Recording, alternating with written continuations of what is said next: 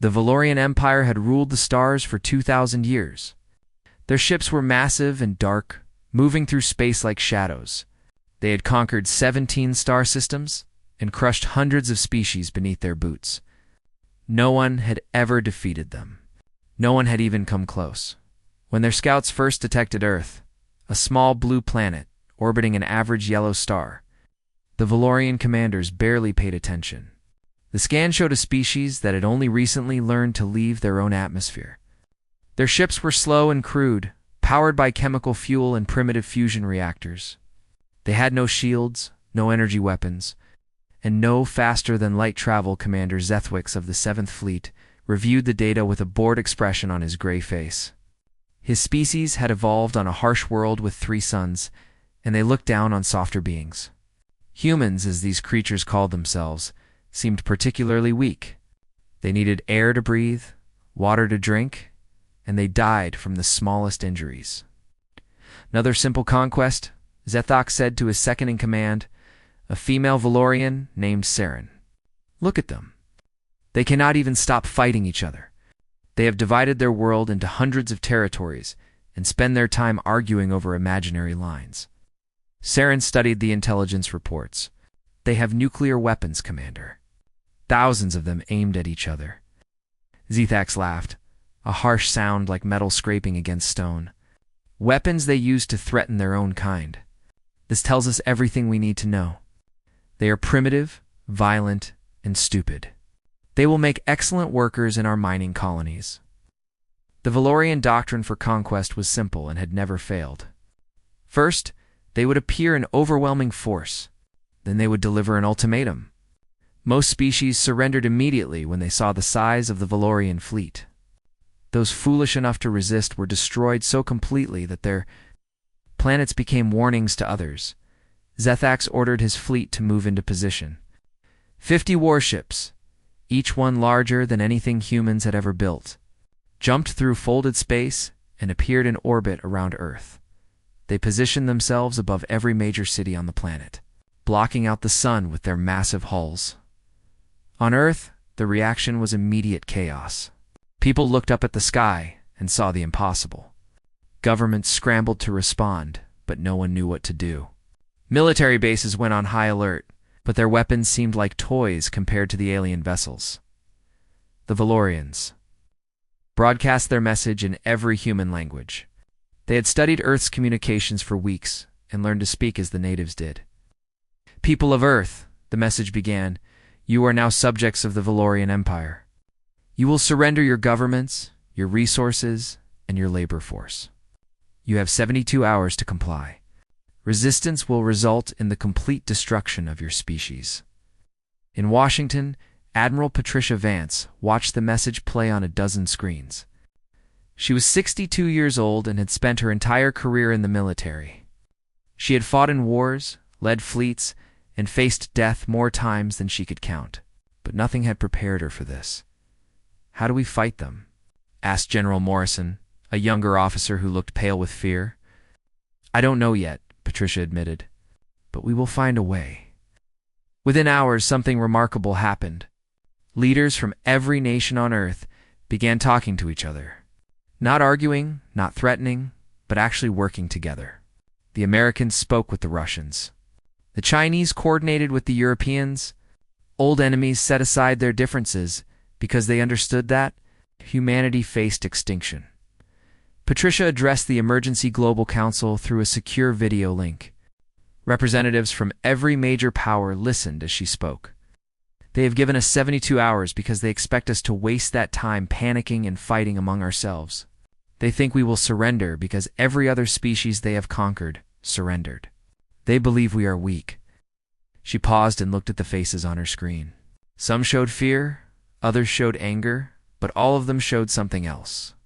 A spark of defiance that refused to die. I say we prove them wrong. I say we show these invaders what humans do when someone threatens our home. We fight, we adapt, we survive. That is what we have always done. The plan came together faster than anyone expected. Every nation contributed what they could. Nuclear missiles were reprogrammed to target the alien ships instead of each other. Scientists worked without sleep to analyze the alien technology. Hackers probed the enemy's communication systems, looking for weaknesses.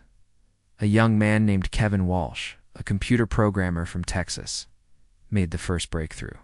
He discovered that the Valorian encryption was based on mathematical principles that humans had been studying for decades.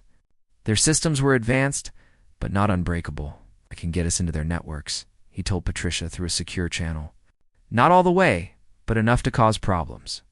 Enough to make them blind at the right moment." Meanwhile, Commander Zethax waited in orbit, confident in his victory. He had done this many times before. The waiting was the easiest part. Primitive species always broke down during these 72 hours. Their leaders would argue, their populations would panic, and eventually someone would beg for mercy. But as the hours passed, his sensors showed something strange. The humans were not scattering in fear. They were organizing. Military forces were moving to new positions. Civilian populations were evacuating from cities in an orderly fashion. Underground facilities that the Valorians had not detected were suddenly full of activity. "They are preparing to resist," Saren reported, a hint of surprise in her voice. Zethax dismissed her concern with a wave of his hand. "Let them. Their weapons cannot hurt us. Their ships cannot reach us. They are simply delaying the inevitable." The 72 hours ended. Commander Zethax opened a channel to demand Earth's surrender. Instead, he received a message from Admiral Patricia Vance, to the commander of the alien fleet. "You came to our world uninvited. You threatened our people. You demanded our submission. This is our answer." At that moment, every nuclear missile on Earth launched simultaneously. Thousands of warheads rose from silos, submarines, and mobile launchers. They climbed through the atmosphere toward the alien ships, their trajectories carefully calculated to overwhelm the enemy's defenses. Zethax watched his tactical display with disbelief as the missiles approached. His ships had shields, but those shields were designed to stop energy weapons. They had never faced an enemy primitive enough to use nuclear explosions. The sheer number of incoming warheads was staggering. "All ships, evasive action," he ordered, but it was too late. The sky above Earth lit up with nuclear fire. 3 Valorian destroyers vanished completely. 2 more were crippled, their hulls torn open by the blasts. Even the flagship shook as warheads detonated against its shields. In 2,000 years of conquest, no primitive species had ever hurt the Valorian fleet. Not once. Until today, Commander Zethax stared at the wreckage of his destroyed ships and felt something he had not experienced in centuries. Fear. These humans, these weak and divided creatures, had just done the impossible, and somewhere far below, in a bunker deep underground, Admiral Patricia Vance allowed herself a small smile. The war for Earth had just begun. Commander Zethax stood on the bridge of his damaged flagship and struggled to understand what had just happened. 3 of his warships were gone, transformed into expanding clouds of debris. 2 more drifted without power, their crews dead or dying. The primitives had hurt him. The primitives had actually hurt him. "Damage report," he demanded, his voice sharp with anger. Saren approached carefully. She had served under Zethax for decades and had never seen him this disturbed. "Shields are at 40%. Hull integrity is stable but weakened. We lost over 2,000 crew members in the initial attack. And the humans? Their launch sites have been identified. Most were underground or mobile. They moved their weapons after firing, making retaliation difficult." Zethax slammed his fist against the command console. "Then we burn their cities. All of them. Let them see the price of resistance." The bombardment began within the hour. Valorian energy weapons rained down on human population centers. Buildings that had stood for centuries turned to ash in seconds. Fires spread across entire regions. The death toll climbed into the millions. But the Valorians soon discovered that humanity had prepared for this. During those 72 hours before the deadline, massive evacuation efforts had moved civilians out of the target zones. Underground shelters that had been built during humanity's Cold War era protected millions more. The casualties were terrible, but they were far less than the Valorians expected. And from those shelters, From those bunkers and tunnels and hidden places, humanity kept fighting. The first Valorian ground troops landed in North America, expecting to face broken survivors begging for mercy. Instead, they walked into ambushes. Human soldiers who had spent their lives training for conventional warfare adapted quickly to fighting aliens.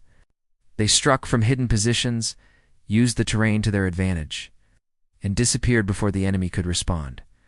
Sergeant Daniel Cooper led one of the most effective resistance units. He was 34 years old, a former Marine who had been stationed in California when the invasion began. His team operated in ruins of what had once been Los Angeles, using the destroyed buildings and collapsed highways as cover. They have better weapons, he told his squad during one of their planning sessions. They have better armor. They have ships in orbit that can see everything. But they do not know this city like we do. They do not know how to fight in places like this. That is our advantage. His team proved him right again and again. They would attack a Valorian patrol, destroy 2 or 3 soldiers, and vanish into the ruins before reinforcements arrived. The aliens learned to fear the sound of human gunfire in the urban maze. Similar stories played out across the globe. In Russia, resistance fighters used the vast forests and harsh winters to their advantage. In the mountains of Afghanistan, local warriors who had fought against human superpowers for decades turned their experience against alien invaders. In the jungles of South America, in the deserts of Africa, in the cities of Europe, humanity refused to surrender.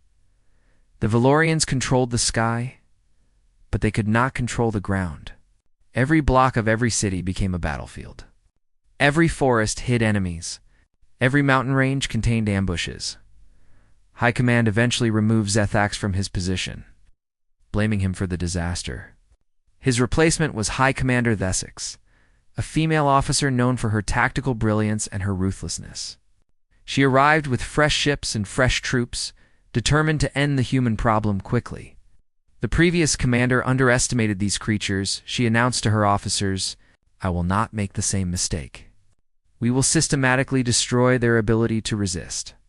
We will cut off their communications, destroy their supply lines, and eliminate their leaders one by one." Her campaign was brutal and efficient. Valorian ships hunted down and destroyed human satellites.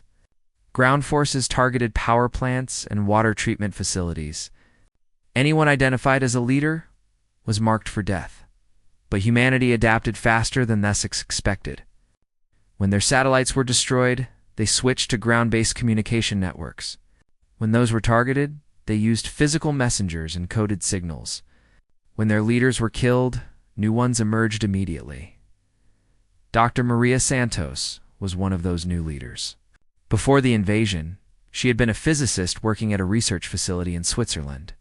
Now she ran a secret laboratory hidden in the Alps, studying captured Valorian technology. Their shields operate on specific energy frequencies. She explained to a gathering of resistance scientists through an encrypted channel. If we can match those frequencies, we can create weapons that pass right through their defenses. Her team worked around the clock, surviving on little food and less sleep. They took apart alien devices piece by piece, learning their secrets. Every crashed ship, every captured weapon, every dead Valorian soldier provided new information. Within months, human weapons began to change. Rifles were modified with alien power cells, making them deadly against Valorian armor. Missiles were equipped with frequency-modulating warheads that could penetrate enemy shields. Communication devices were rebuilt using alien components, creating networks that the invaders could not jam. The flow of information between resistance groups became more sophisticated. Kevin Walsh, the programmer who had first cracked Valorian encryption, established a global network of human hackers. They intercepted enemy communications, spread misinformation, and occasionally took control of Valorian systems. "I just crashed 3 of their transport ships," Kevin reported one night. His eyes red from staring at screens for too long. Turned off their navigation systems while they were landing. They never saw it coming. High Commander Thesix received report after report of failures and setbacks. Her officers brought her news of ambushes, of sabotage, of soldiers who had simply disappeared while on patrol. The humans were not just surviving, They were learning. How is this possible? She demanded during one particularly frustrating briefing. They were primitive. They had nothing. Now they are using our own technology against us. They are creative, one of her analysts replied carefully. They take what we have and improve upon it. They combine our systems with their own, in ways we never considered. They are desperate, another added. Desperation makes beings dangerous. Desix stared at the tactical display showing Earth. Red markers indicated areas of heavy resistance. There were too many of them. 6 months into the occupation, and humanity was not breaking. If anything, they were getting stronger. She opened a channel to the High Council back on Valoria Prime. I require additional forces, she said. Something no Valorian commander had ever requested for a subjugation campaign. The situation here is more complex than anticipated. The Council granted her request, but she could hear the doubt in their voices. The Valorian Empire had never struggled against a primitive species. The other conquered worlds were watching. If humanity continued to resist, others might be inspired to rebel as well. The war that should have lasted weeks had already stretched into months. And somewhere on that stubborn blue planet, Admiral Patricia Vance was planning the next phase of humanity's resistance. The aliens had underestimated them. That mistake was about to cost them everything. 1 year had passed since the Valorian fleet first appeared above Earth, in the halls of the Valorian High Council. Far across the galaxy, the mood had shifted from amusement to concern to something approaching fear. The reports from Earth made no sense to them. A species without faster-than-light travel, without energy shields, without any of the technologies that defined advanced civilizations, was somehow holding its ground against the greatest military force in known space. Not just holding its ground, but pushing back. High Commander Thesix stood before the Council, delivering her monthly briefing. She had aged visibly in the past year, the stress of the campaign wearing on her gray features. Behind her, holographic displays showed maps of Earth covered in red zones, marking areas of intense human resistance. We control the major urban centers, she reported, her voice carefully neutral. We have established secure perimeters and supply lines. However, the humans continue to conduct operations in areas we consider pacified. Pacified? The eldest council member, Arbiter Kethron, leaned forward in his seat. You have been conducting this campaign for an entire cycle. How can areas still require pacification? Thesix hesitated before answering. The truth was difficult to explain. The humans do not fight as other species do. When we defeat them in one location, they appear in another. When we destroy their weapons, they build new ones. When we kill their leaders, others take their place immediately. She pulled up footage from the previous week, showing a Valorian patrol moving through a ruined human city. The soldiers walked confidently, their weapons ready but not expecting trouble. Then the attack came. Human fighters appeared from doorways and rooftops, firing weapons that glowed with stolen Valorian energy. In seconds, half the patrol was down. The humans vanished before reinforcements could arrive. They have learned to use our technology, Thesix continued. They take it from our dead, from crashed ships, from captured equipment. Then they modify it, combine it with their own systems, and use it against us in ways we never anticipated. The Council watched in silence as more footage played. Human resistance fighters wearing armor made from salvaged Valorian plating. Human vehicles powered by stolen energy cells. Human hackers disrupting Valorian communication networks with viruses written to exploit vulnerabilities that should have been impossible for primitives to understand. It's the one they called Daniel Cooper, Thesix said, highlighting a particular file. He operates in a region the humans call the Midwest. In the past 3 months, his team has destroyed 22 Valorian patrol units, assassinated 3 commanders, and captured enough equipment to arm an entire resistance battalion. My soldiers are afraid to enter his territory. In the ruins of Chicago, Daniel Cooper and his team were preparing for another mission. They had made their base in an abandoned subway station deep underground where Valorian sensors could not reach. The walls were lined with captured weapons and maps showing enemy positions. New intelligence came in from Patricia, Daniel announced to his squad. The Valorians are moving a supply convoy through Sector 7 tomorrow. Heavy escort, valuable cargo. A woman named Sandra Price, his second-in-command, studied the map. She had been a police officer before the invasion, skilled at reading patterns and predicting behavior. Their standard convoy formation puts the command vehicle in the center. If we hit them from multiple directions simultaneously, we can take out the escorts and capture the cargo before reinforcements arrive. And if we fail, Sandra smiled grimly, then we die. Same as any other day, the attack went exactly as planned. Daniel's team struck the convoy at dawn, using a combination of captured Valorian weapons and improvised explosives. The alien soldiers, despite their superior technology, could not match the humans' knowledge of local terrain and guerrilla tactics. Within 10 minutes, the convoy was destroyed, and Daniel's team had disappeared with enough supplies to sustain the resistance for months. Across the world, similar stories unfolded. In Russia, a former schoolteacher named Natasha Volkov commanded a resistance group that had liberated an entire region from Valorian control. In Brazil, engineers had built a factory deep in the Amazon rainforest, producing human versions of Valorian weapons. In Japan, scientists had cracked the secrets of Valorian shield technology and were developing ways to generate defensive fields using human power sources. Dr. Maria Santos coordinated these efforts from her hidden laboratory in the Alps. She had become the unofficial chief scientist of human resistance, connecting researchers across the globe and sharing discoveries that helped everyone advance faster. We have made more technological progress in 1 year than we would have made in 50 years of peace, she told Admiral Patricia Vance during one of their encrypted conversations. Every piece of Valorian technology we capture teaches us something new. Their energy systems, their materials, their computer architectures, we are learning it all. Patricia listened from her command center, located in a bunker complex beneath what had once been Colorado. The facility had grown over the past year, expanding to accommodate more personnel and equipment. What had started as an emergency shelter had become the nerve center of humanity's resistance. How long until we can take the fight to them? Patricia asked. Maria paused before answering. 6 months, until we have weapons that can reliably destroy their larger ships. 1 year, until we have our own faster-than-light capability. 1 year. Patricia let out a slow breath. Can we survive that long?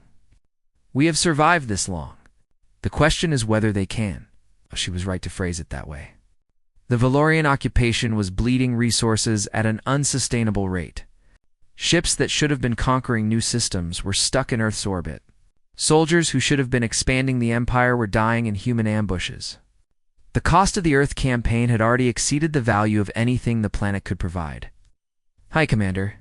Desix understood this better than anyone. She began to consider something that no Valorian commander had ever considered before: withdrawal. But she knew the Council would never accept such a proposal. The Valorian Empire did not retreat. To abandon the Earth campaign would be to admit that a primitive species had defeated them. The political consequences would be devastating. So the war continued. Valorian soldiers kept dying in human streets.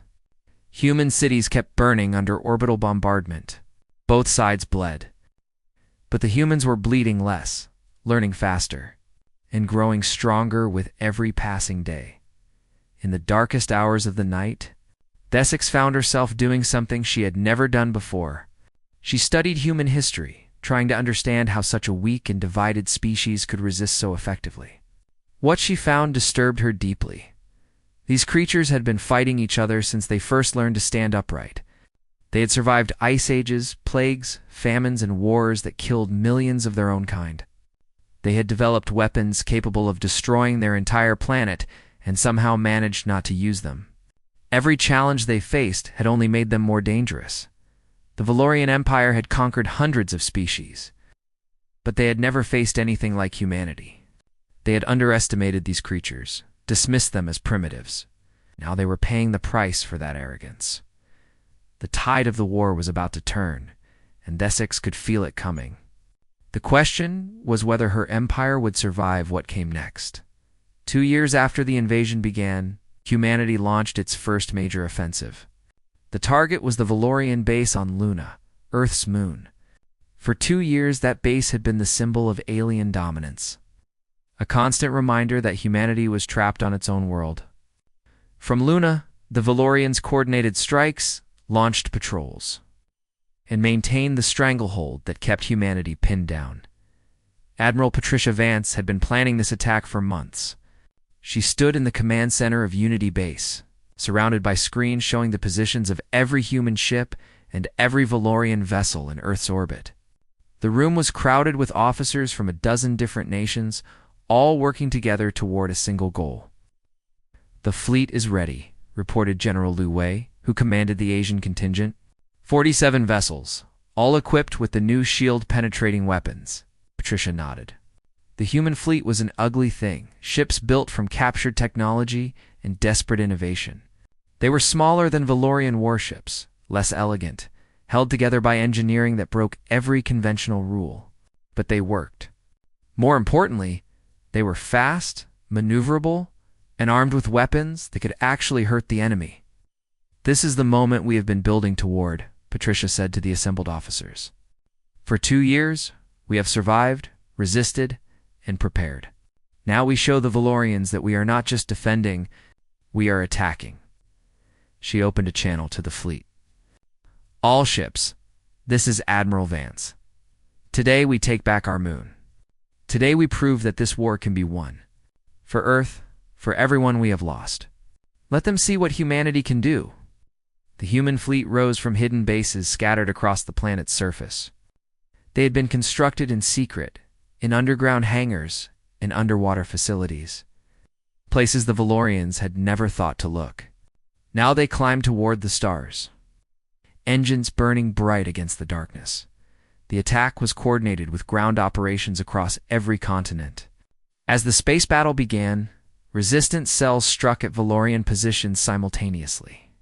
Command centers, supply depots, communication hubs, all came under attack at the same moment. The Valorians found themselves fighting on 100 fronts at once. Daniel Cooper led the assault on the Valorian headquarters in Chicago. His team had grown over 2 years from a small squad to a small army. Veterans who had survived countless missions and learned to fight in ways the aliens could not predict. "Charges are set," Sandra Price reported through their communication system. "Enemy forces are responding to the distraction teams as planned." Daniel watched the Valorian guards rushing toward the sounds of gunfire on the far side of the compound. They still had not learned to expect attacks from multiple directions. "All teams, move now." The explosion that followed took out the base's power supply, plunging the facility into darkness. Human forces poured through the gaps, using night vision equipment and knowledge of the building's layout to overwhelm the confused defenders. Within an hour, the headquarters that had controlled Valorian operations across North America was in human hands. In orbit, the Battle of Luna was reaching its climax. The Valorian defense fleet had scrambled to intercept the human ships, but they were unprepared for what they faced. Human weapons cut through their shields with ease, exploiting weaknesses that Maria Santos and her scientists had discovered through years of research. Hi. Commander Vesix watched the battle unfold from her flagship with growing horror. Human ships darted between her larger vessels, too fast to target effectively. They worked in coordinated groups, focusing fire on single targets until those targets were destroyed, then moving to the next. It was textbook combined arms warfare executed with precision that spoke of extensive training and preparation. How did they build a fleet? She demanded of her intelligence officers. "We watched them. We scanned their planet constantly. They hid them underground," came the reply. "In caves and bunkers beneath the ocean. Locations we dismissed as unimportant." Another explosion shook the flagship as a human missile found its mark. Vesix gripped her command chair and forced herself to think clearly. She was losing this battle. She needed to accept that fact and act accordingly. "All ships fall back to defensive positions around the base," she ordered. "Concentrate fire on the human flagship." But Patricia Vance had anticipated this. She had studied Valorian tactics, learned their patterns, and prepared counters for everything they might do. When the enemy fleet began to concentrate, she split her forces. Attacking from multiple angles, while keeping her own ships in constant motion. Admiral? The enemy is targeting us directly, her tactical officer reported. Patricia smiled grimly. Let them. All ships, execute pattern Delta. The human fleet responded with perfect coordination, each ship knowing exactly where to be and when. They drew the Valorian fire away from the flagship, while smaller vessels pressed the attack on the Luna base. It was a dangerous gamble, risking the entire fleet on a complex maneuver that required split-second timing. The gamble paid off. As the Valorians focused on the flagship, human assault teams landed on the lunar surface. They fought their way through the base's defenses, using weapons and tactics that 2 years of war had refined to deadly efficiency. Room by room, corridor by corridor, they pushed deeper into the enemy stronghold. Captain Sarah Mitchell led the team that captured the base's command center. She had been a pilot before the invasion, one of the first humans to fly a captured Valorian craft. Now she commanded ground forces with the same skill she had shown in the cockpit. Command center secure, she reported, breathing heavily from the exertion of the assault. Enemy commander is captured. Repeat, we have their commander. The news spread through the human fleet like electricity. Cheers erupted on every ship. For the first time since the invasion began, humanity had achieved a clear, decisive victory. The moon belonged to them. The battle lasted 18 hours in total.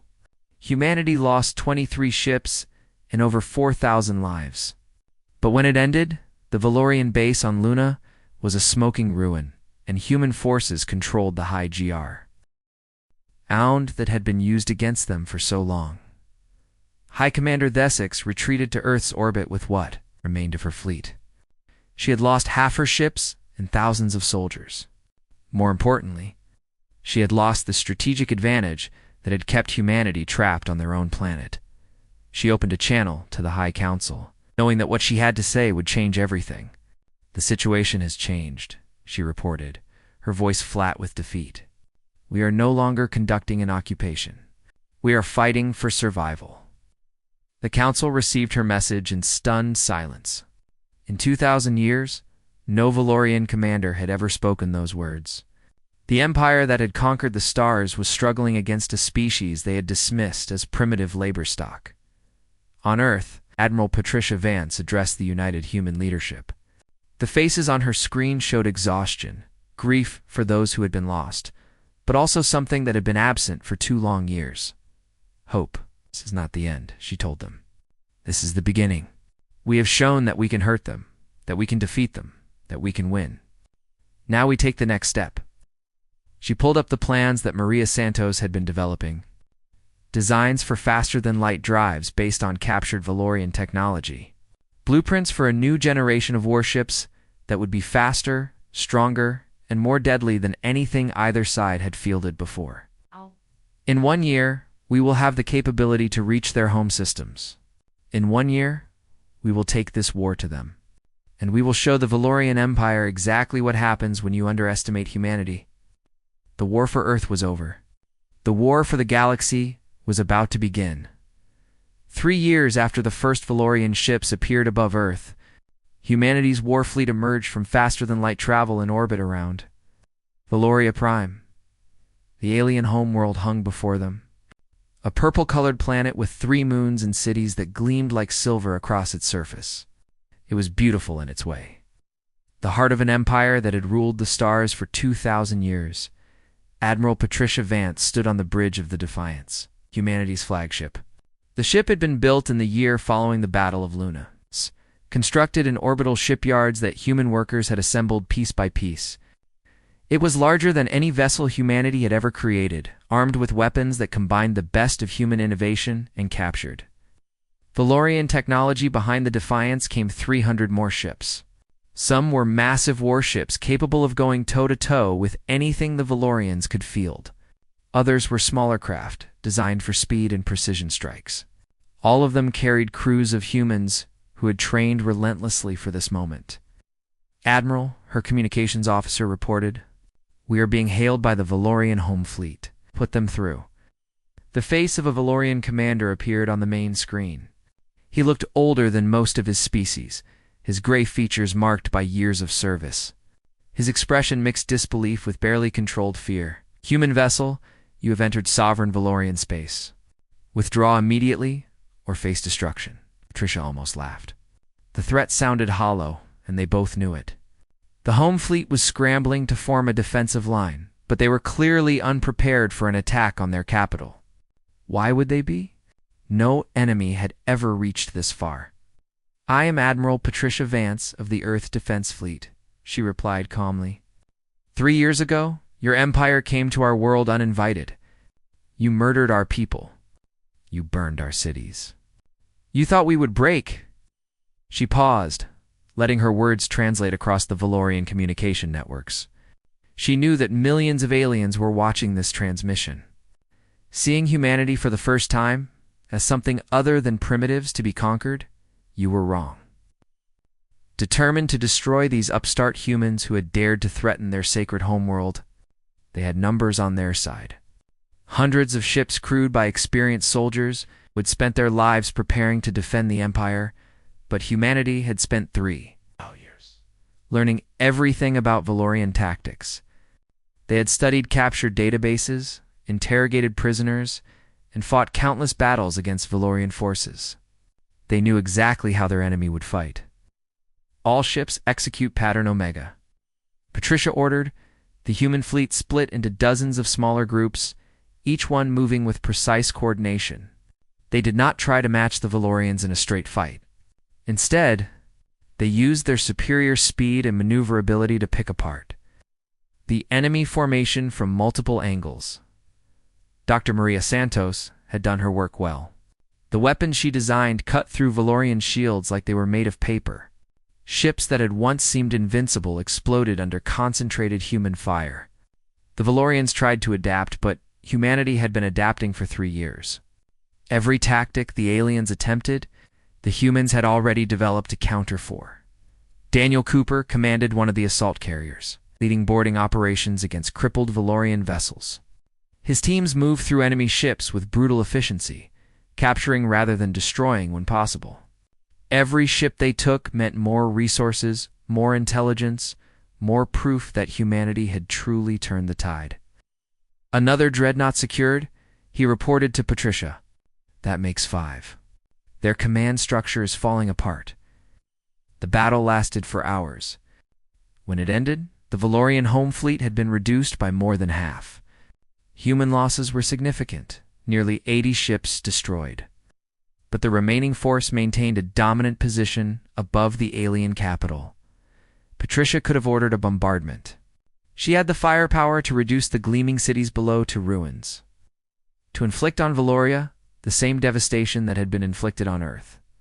Many of her officers expected exactly that. Many wanted it. Humanity had lost millions of people to the Valorian invasion, and revenge would have been satisfying. But Patricia had not come this far to become the monster that her enemy had been. A channel to the Valorian High Council. She ordered the transmission reached every screen on Valoria Prime. The council members, rulers of an empire that had never known defeat, stared at the human admiral with expressions that ranged from fear to fury to something that might have been respect. "We could destroy you," Patricia said simply. "We have the power.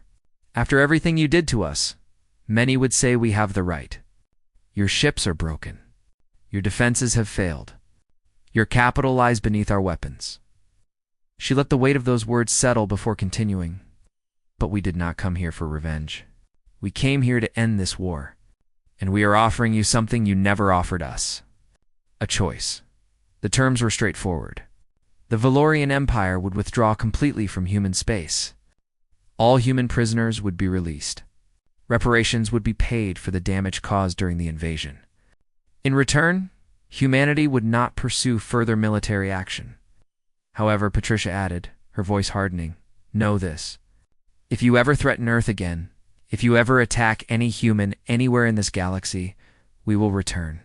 And next time, we will not offer mercy." The council debated for less than an hour. Their options were limited, and they knew it. Pride demanded resistance, but survival demanded acceptance. In the end, survival won. The treaty was signed the following day. Valorian forces began withdrawing from Earth immediately. Prisoners who had been held for years were finally released. The war that should have ended humanity instead ended the Valorian era of unchallenged dominance. In the years that followed, humanity spread across the stars. They built colonies on worlds the Valorians had never valued, established relationships with species that had suffered under alien rule, and earned a reputation throughout the galaxy as beings not to be taken lightly. The relationship between humans and Valorians remained tense for decades. But time heals even the deepest wounds. New generations grew up knowing the war only from history lessons. Trade began slowly, then increased. Cultural exchanges followed. Eventually, two species found that they had more in common than either had expected. 50 years after the invasion, the first joint human and Valorian expedition launched into uncharted space. Admiral Patricia Vance, now 94 years old, attended the ceremony as an honored guest. She watched the ships depart with tears in her eyes, knowing that she had lived to see something she had never expected: peace. A young cadet approached her after the ceremony, nervous but curious. "Admiral, they say you were the one who won the war. How did we do it? How did we beat them when they were so much more advanced?" Patricia smiled, the expression softening her aged features. "They made a mistake that cost them everything. They looked at us and saw primitives. They saw a species that fought among itself, that wasted resources on petty conflicts, that seemed incapable of unity. They thought these were weaknesses." She looked up at the stars, at the universe that humanity had claimed as their own through blood and sacrifice and stubborn refusal to surrender. What they did not understand is that every struggle we survived made us stronger. Every war taught us something. Every challenge forced us to adapt. We had been fighting to survive since we first learned to walk upright. We just needed a reason to fight together. The cadet nodded slowly, absorbing her words. "They underestimated humanity," Patricia concluded. "And that was the most dire mistake they ever made." She turned and walked away, leaving the young officer to contemplate a future that stretched out